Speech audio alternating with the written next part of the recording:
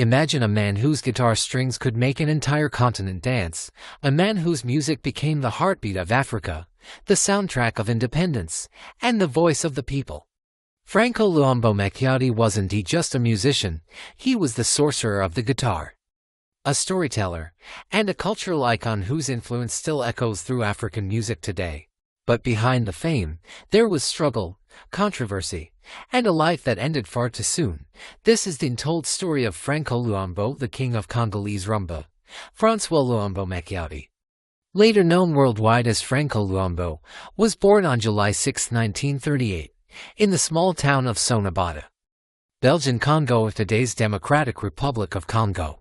Growing up in Leopoldville, now Kinshasa, Franco experienced a childhood marked by poverty but rich in cultural traditions. His fascination with music started early. By the age of 7, he was already crafting makeshift guitars from wood and strings, imitating the sounds he heard from local street performers.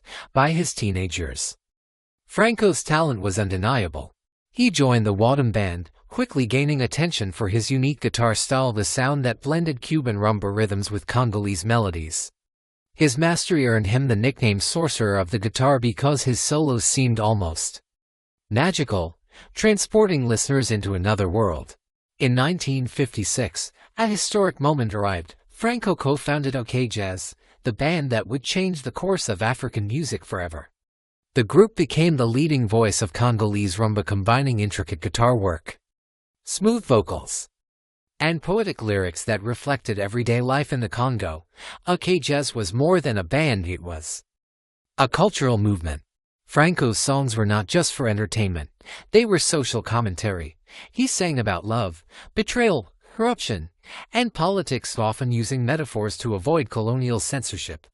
Tracks like Mario and Mamu became anthems, resonating deeply with people across Africa. His music documented the hopes and struggles of a nation transitioning from colonial rule to independence. By the 1970s, Franco was a household name across the African continent. He toured internationally, performing in Europe, the United States, and beyond, but with fame came controversy.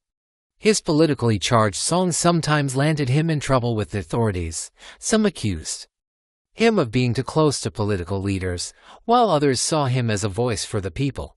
Behind the stage lights, Franco's life was complicated. He was known for his larger-than-life personality, his love for fine things, and his dedication to his craft.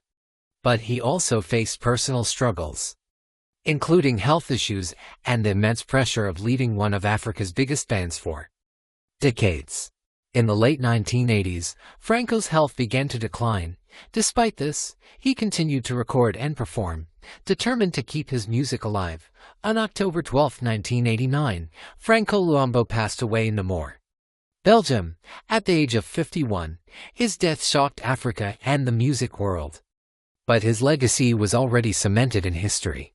Today, Franco Luambo is celebrated as one of the greatest African musicians of all time. His influence can be heard in genres like Soukous, Afrobeat, and modern African pop.